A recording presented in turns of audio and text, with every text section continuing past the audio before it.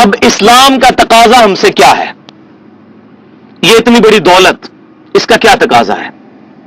تو سب سے پہلی بات تو یہ کہ اللہ تبارک و تعالی نے سورہ آل عمران کی 19 نمبر آیت کے اندر ارشاد فرمایا، بسم اللہ الرحمن الرحیم، ان الدین عند اللہ الاسلام، the only acceptable religion in the sight of Allah is Islam. اللہ کے حضور قیامت والے دن قابل قبول دین صرف اسلام ہے.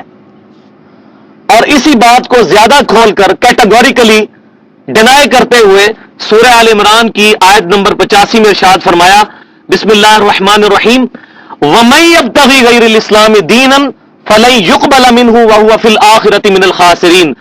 جو کوئی بھی قیامت والے دن اسلام کے علاوہ کوئی اور دین لے کر ہماری بارگاہ میں حاضر ہوا، ہم اس سے اس کا دین قبول نہیں کریں گے اور ایسا شخص آخرت میں خسارہ پانے والوں میں سے ہو جائے گا. وَلِعَاذُ بِاللَّهِ تعالی، اللہ تعالی ہمیں ان لوگوں سے محفوظ رکھے. پھر ساتھ ہی اس نعمت کے تقاضے کے طور پر دوسری بات یہ ارشاد فرمائی کہ اس دین پہ رہتے ہوئے دین میں فرقے نہیں بنانے.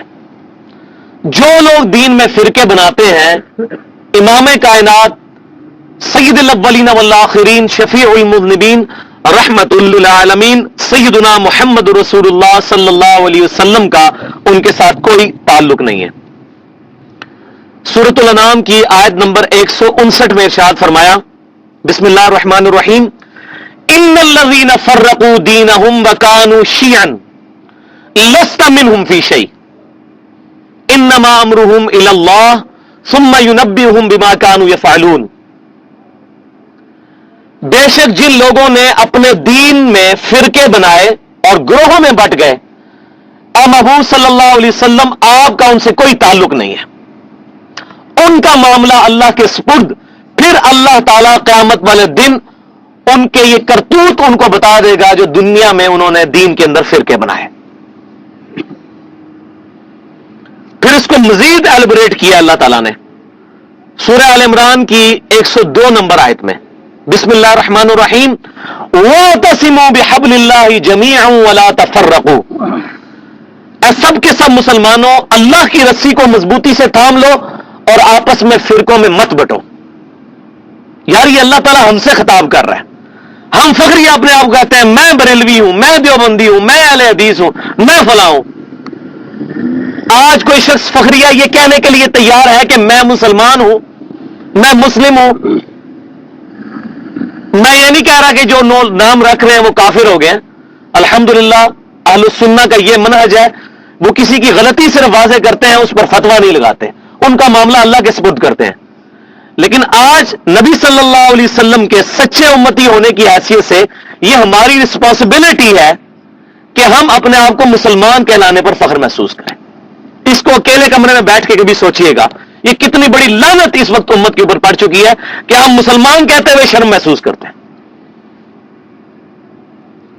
اللہ کی رسی کو مضبوطی سے تھام لو اور تفرقے میں مت پڑو. اللہ کی رسی کیا ہے؟ اس کائنات میں اللہ تعالی کے بھیجے ہوئے سب سے بڑے معلم امام کائنات امام اعظم صلی اللہ علیہ وسلم نے اللہ کی رسی کے بارے میں ہمیں کلیئر کٹ بتا دیا. چنانچہ صحیح مسلم میں کتاب الفضائل چیپٹر ہے، اور بیروت اور علماء حرمین کی انٹرنیشنل نمبرنگ کے مطابق حدیث کا نمبر ہے 6228. یہ 4 حدیثیں ہیں، 6225، 6226، 6227، 6228. 4 حدیثیں امام مسلم بن حجاج قشیری رحمت اللہ علیہ المتوفا 261 ہجری وہ صحیح مسلم میں کتاب الفضائل کے اندر لے کر آئے ہیں. ان کا لب لباب یہ ہے کہ سیدنا زید بن ارقم رضی اللہ تعالیٰ عنہ کہتے ہیں کہ آپ صلی اللہ علیہ وسلم نے حج سے واپسی پر مکے اور مدینے کے درمیان خم نامی گاؤں میں ایک خطبہ ارشاد فرمایا، اور اس خطبے کے الفاظ سے یہ اندازہ ہوتا ہے کہ آپ صلی اللہ علیہ وسلم کیا امپورٹنٹ گفتگو کرنے والے ہیں. اس کو غدیر خم کی حدیث کہتے ہیں. آپ صلی اللہ علیہ وسلم نے فرمایا کہ اے لوگوں، میں بھی ایک انسان ہی ہوں، قریب ہے کہ اللہ کا قاصد میرے پاس آئے، یعنی موت کا فرشتہ، اور میں اس کی دعوت قبول کر لوں. میں تم میں اپنے بعد دو بھاری چیزیں چھوڑ کے جا رہا ہوں. ان میں سے پہلی چیز جو بھاری چیز ہے وہ اللہ کی کتاب ہے. پھر زید بن ارقم کہتے ہیں کہ آپ صلی اللہ علیہ وسلم اللہ کی کتاب کو مضبوطی سے پکڑنے کے بارے میں ترغیب دلاتے رہے اور ارشاد فرماتے رہے کہ لوگوں یہ اللہ کی کتاب ہے, اس میں ہدایت ہے, اس میں نور ہے, یہ اللہ کی رسی ہے, جو اسے پکڑے گا وہ ہدایت پر ہے, جو اس کو چھوڑ دے گا وہ گمراہ ہے. وَلِعَاذُ بِاللَّهِ تَعَالَى. کتنی کلیئر کٹ بات ہے. پھر آپ صلی اللہ علیہ وسلم نے فرمایا کہ دوسری بھاری چیز پکڑنے کے بارے میں تو فرمایا قرآن کو پکڑو. دوسری چیز جس کے احترام کی ترغیب دلائی, فرمایا دوسری بھاری چیز میرے اہل بیت ہیں. میں تمہیں اللہ تعالی کا خوف دلاتا ہوں اپنے اہل بیت کے بارے میں, میں تمہیں اللہ تعالیٰ کا خوف دلاتا ہوں اپنے اہل بیت کے بارے میں, کیونکہ آپ صلی اللہ علیہ وسلم کو یہ غیبی خبر اللہ کی طرف سے دے دی گئی تھی کہ آپ کی امت آپ کے اہل بیت کے ساتھ برا سلوک کرے گی آپ کی وفات کے بعد. اہل بیت کے اندر نبی صلی اللہ علیہ وسلم کی ساری بیویاں بھی آتی ہیں. چنانچہ آج کی ڈیٹ کے اندر اگر کوئی شخص نبی صلی اللہ علیہ وسلم کی کسی بھی بیوی کے بارے میں زبان درازی کرتا ہے تو وہ اس حدیث کی شکل میں, اس حدیث کے رخ میں اپنا چہرہ دیکھ لے. چاہے سیدہ عائشہ ہو یا کوئی بھی نبی صلی اللہ علیہ وسلم کی بیوی, ان کا احترام ہم پر واجب ہے, وہ اہل بیت ہیں. اور اس کے بعد دوسرے نمبر پر اہل بیت وہ 5 بندے ہیں نبی صلی اللہ علیہ وسلم کے علاوہ 4, جن کے بارے میں صحیح مسلم میں کتاب الفضائل میں انٹرنیشنل نمبرنگ کے مطابق 6062 نمبر حدیث ہے, 6261 نمبر اور 6260 نمبر, یہ 2 حدیثیں ہیں فضائل اہل بیت میں صحیح مسلم میں, کہ آپ صلی اللہ علیہ وسلم نے سیدنا حسن کو بلایا, پھر سیدنا حسین کو بلایا, پھر سیدہ فاطمہ کو بلایا, پھر سیدنا علی کو بلایا اور اپنی چادر کے نیچے ان کو لے لیا اور کہا کہ اے اللہ یہ میرے اہل بیت ہیں. اور دوسری روایت کے اندر آتا ہے کہ جب سورہ آل عمران میں مباہلے کی آیات نازل ہوئی تو آپ صلی اللہ علیہ وسلم نے آیت مباہلہ تلاوت کر کے کہا کہ یہ میرے اہل بیت ہیں. اور ایک روایت میں صحیح مسلم کی آپ صلی اللہ علیہ وسلم نے پھر وہ آیت بھی تلاوت کی سورۃ الاحزاب کی, انما یرید اللہ لیذھب عنکم الرجس اہل البیت, کہ بے شک اللہ تعالیٰ تو یہ چاہتا ہے کہ اے نبی کے گھر والوں تم سے ہر ناپاکی دور کر کے تمہیں پاک صاف کر دے. تو یہ بھی اہل بیت ہیں, اور اس میں خصوصاً سیدہ فاطمہ کے بارے میں تو آپ صلی اللہ علیہ وسلم کی بخاری مسلم کی حدیث ہے کہ فاطمہ میرے جگر کا ٹکڑا ہے, جس نے فاطمہ کو تکلیف دی اس نے مجھے تکلیف دی. اور سیدنا حسن اور حسین کے بارے میں کتاب الفضائل جامعہ ترمذی میں حسن لذاتی سند کے ساتھ یہ روایت موجود ہے کہ سیدنا حسن اور حسین جنتی نوجوانوں کے سردار ہیں. اور سیدنا علی کے بارے میں صحیح مسلم کے اندر موجود ہے کتاب الفضائل کتاب الایمان میں پہلے چیپٹر میں کہ علی سے محبت نہیں رکھے گا مگر مؤمن, علی سے بغض نہیں رکھے گا مگر منافق. تو الحمدللہ جو صحیح العقیدہ مسلمان ہیں وہ اہل بیت سے بھی محبت کرتے ہیں اور قرآن پاک کو لازمی پکڑتے ہیں. اور جن لوگوں نے بھی اہل بیت کے بارے میں زبان درازیاں کی, چاہے آپ صلی اللہ علیہ وسلم کی بیویوں کے بارے میں یا سیدنا حسن, سیدنا حسین, سیدنا علی یا سیدہ فاطمہ کے بارے میں, چاہے وہ یزید تھا, یزید سے تعلق رکھنے والے کوئی بھی لوگ تھے, ڈائریکٹلی یا انڈائریکٹلی اس جرم میں جو واقعہ کربلا ہوا کسی بھی طریقے سے شریک تھے, ہم ان کا معاملہ اللہ کے سپرد کرتے ہیں. ہم ان سے کوئی محبت نہیں رکھتے, ان کا معاملہ اللہ کے سپرد کرتے ہیں. اہل بیت کی محبت ہمارے ایمان کا حصہ ہے. اب یہ بڑی زیادتی تھی کہ اگر میں یہ دوسری بات اس میں بیان نہ کرتا اہل بیت والی. اب اس سے آگے مزید چلیں قدم کہ نبی صلی اللہ علیہ وسلم نے حجۃ الوداع کے موقع پر جو خطبہ دیا ہے میدان عرفات میں, سیدنا عبداللہ بن عباس رضی اللہ تعالی عنہما روایت کرتے ہیں, الموطا امام مالک کے کتاب القدر چیپٹر میں انٹرنیشنل نمبرنگ کے مطابق 1628 نمبر حدیث ہے, اور المستدرک للحاکم میں کتاب العلم چیپٹر کے اندر انٹرنیشنل نمبرنگ کے مطابق 318 نمبر حدیث ہے کہ آپ صلی اللہ علیہ وسلم نے فرمایا کہ بے شک میں اپنے بعد تم میں 2 ایسی چیزیں چھوڑ کے جا رہا ہوں جن کو مضبوطی سے پکڑ لو گے تو کبھی گمراہ نہیں ہوگے. ایک اللہ کی کتاب اور دوسرے اس کے رسول صلی اللہ علیہ وسلم کی سنت. اور سنت وہ ہے جو صحیح احادیث سے ڈرائیوڈ ہو. صرف تواتر کو نہیں مانیں گے، صحیح احادیث کے ساتھ. ورنہ آپ ایران میں جائیں گے تو وہاں رافضی کہیں گے یہ سنت ہے، سعودی عرب میں جائیں گے تو سلفی کہیں گے یہ سنت ہے، بنگلہ دیش میں جائیں گے تو دیوبندی کہیں گے کہ یہ سنت ہے، پاکستان میں آئیں گے تو بریلوی کہیں گے کہ یہ سنت ہے. تو لوگوں کے کہنے پر نہیں، صحیح احادیث سے.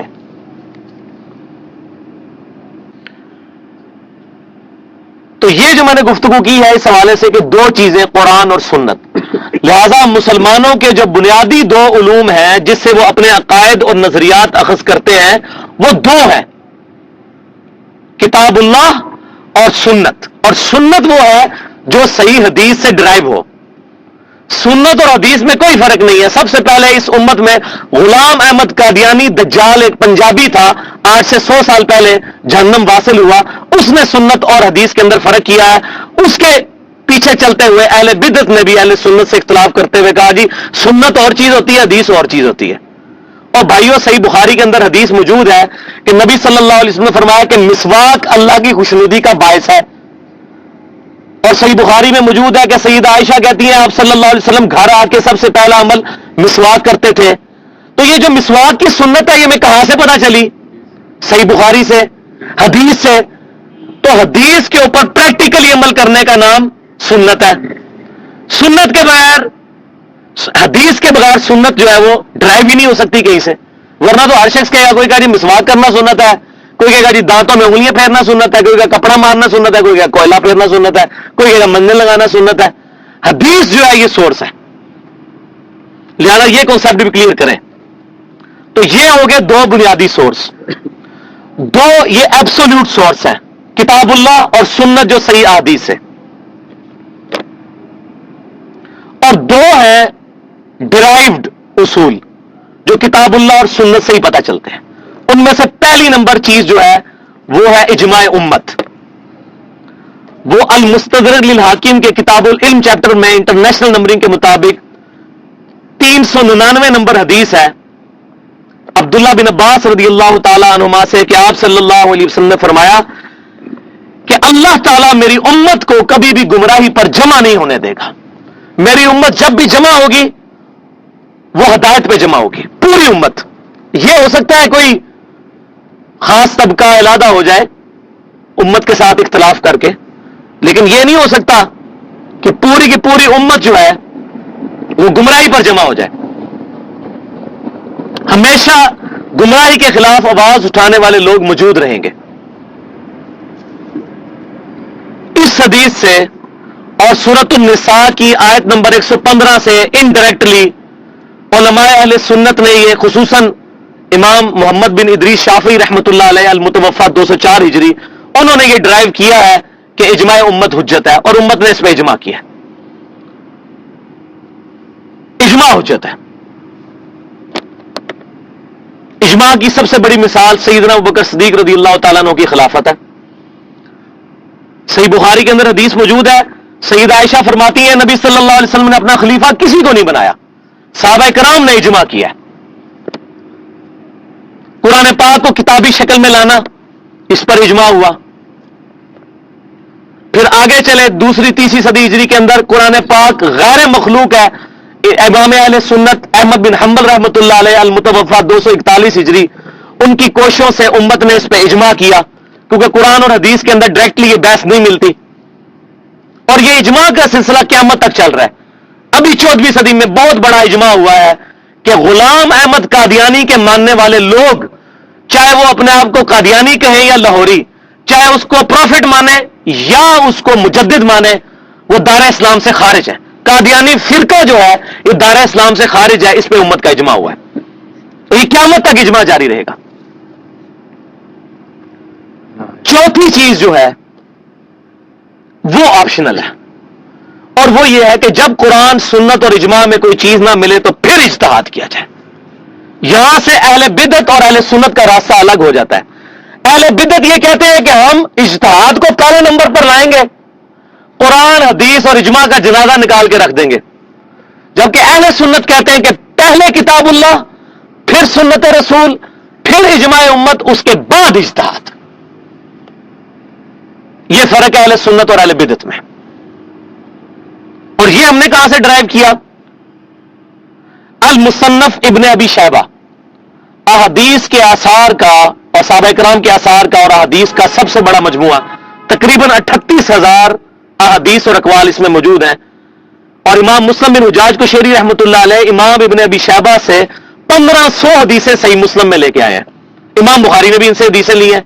امام بخاری اور امام مسلم کے استاد ہیں، 235 ہجری میں فوت ہوئے. تو انہوں نے احادیث و آثار کا مجموعہ المصنف ابن ابی شیبہ جمع فرمایا، جس میں 38,000 احادیث اور اقوال موجود ہیں صحابہ کرام اور تابعین کے. اس میں انٹرنیشنل نمبرنگ کے مطابق 22,990 نمبر صحیح اثر موجود ہے. اس میں ضعیف روایتیں بھی بہت ہیں. میں اس لیے بتا رہا ہوں، بعض لوگ اپنی ضعیف چیزوں کے دلائل اس کتاب سے نکالتے ہیں، تو ضعیف باتیں بھی ہیں، لیکن یہ صحیح اثر ہے 22,990 نمبر. کہ سیدنا عمر رضی اللہ تعالیٰ عنہ کہتے ہیں کہ جب بھی تمہیں کوئی مسئلہ آئے تو پہلے دیکھو کتاب اللہ میں، کتاب اللہ میں نہ ملے تو پھر سنت رسول میں دیکھو. اگر سنت رسول صلی اللہ علیہ وسلم میں وہ مسئلہ نہ ملے، اس کے بعد امت کا اجماع دیکھو، اور اگر اجماع میں بھی نہ ملے تو پھر تم اجتہاد کر لو. یہ نہیں فرمایا کہ کسی مولوی کے اجتہاد کے پیچھے لگ جاؤ، چاہے اس کا اجتہاد غلط ہی ہو، تم اجتہاد کرو. کیونکہ اجتہاد کا دروازہ قیامت تک کے لیے کھلا ہے. اگر اجتہاد کو کسی شخصیت تک مخصوص کر دیں گے تو ہم چیلنج کرتے ہیں کہ اس دور کے جو مسئلے ہیں، سپیکر کے اندر نماز پڑھانے کا مسئلہ، ویڈیو کیمرے کا مسئلہ، انتقال خون کا مسئلہ، کتبین پہ نماز کا مسئلہ، ہوائی جہاز میں نماز کا مسئلہ، اپنے اعضاء کسی کو ڈونیٹ کرنے کا مسئلہ، ٹیسٹ ٹیوب بیبی کا مسئلہ، یہ ہزاروں مسائل ایسے ہیں جو سلف کے خوابوں میں بھی نہیں کبھی آئے تھے. نہ تو امام ابو حنیفہ رحمۃ اللہ علیہ المتوفی 150 ہجری، نہ ہی امام مالک رحمۃ اللہ علیہ المتوفی 179 ہجری، نہ ہی امام شافعی رحمۃ اللہ علیہ المتوفی 204 ہجری، اور نہ ہی امام احمد بن حنبل رحمۃ اللہ علیہ المتوفی 241 ہجری. ان مجتہدین کے ہاں بھی آپ کو یہ گفتگو نہیں ملے گی. کیا ہوگا؟ آج علماء بیٹھیں گے، ڈسکشن کریں گے، اس کے بعد امت اس میں اجتہاد کرے گی. اس میں رائے مختلف بھی ہو سکتی ہے علماء کی، لیکن کسی ایک عالم کے پیچھے چلنا ضروری نہیں ہے، ورنہ تو دین کا جنازہ نکل جائے گا. لہذا اگر آج علماء یہ لیٹسٹ مسائل کے اوپر کتابیں لکھ رہے ہیں تو ان کے ماننے والے لوگ کیا ان مولویوں کے مقلد ہو جاتے ہیں جب ان کا مسئلہ پوچھ لیتے ہیں؟ نہیں. ان سے مسئلہ پوچھتے ہیں تو پھر اصولاً اگر وہ اجتہاد اس زمانے کا ہو رہا ہے تو ان کا ہی مقلد ہونا چاہیے نا ان کو. مثال کے طور پر اگر مولوی تقی عثمانی صاحب کوئی لیٹسٹ مسئلہ لکھتے ہیں اور آپ اس کے مسئلے کے پیچھے چلتے ہیں تو پھر ان کے مقلد ہوئے نا، امام حنیفہ کے تو نہ ہوئے. تو کہتے ہیں نہیں اجتہاد تو ہوگا. تو بھئی ہم بھی یہی کہہ رہے ہیں کہ اجتہاد صرف امام حنیفہ نہیں کریں گے، امام شافعی نہیں، قیامت تک جاری ہے. اور پھر اس میں ایسی چیزیں نہ ہو جو کتاب اللہ اور سنت اور اجماع سے ٹکراتی ہوں. یہ اہل سنت اور اہل بدعت کا اختلاف شروع سے اور یہ رہے گا، کیونکہ امت کا ایک گروہ حق پر قائم رہنا ہے. اس نے اس چیز کو پکڑا ہوا ہے مضبوطی کے ساتھ. ترکت فیکم امرین، تم میں دو چیزیں چھوڑ کے جا رہا ہوں، اللہ کی کتاب اور اس کے رسول صلی اللہ علیہ وسلم کی سنت. تو یہ میں نے اجماع اور اجتہاد کے اوپر بھی ضمناً گفتگو کی. یہ میں سمجھ رہا تھا کہ منہج کے اعتبار سے ہمیں یہ چیزیں ذرا کلیئر ہونی چاہیے.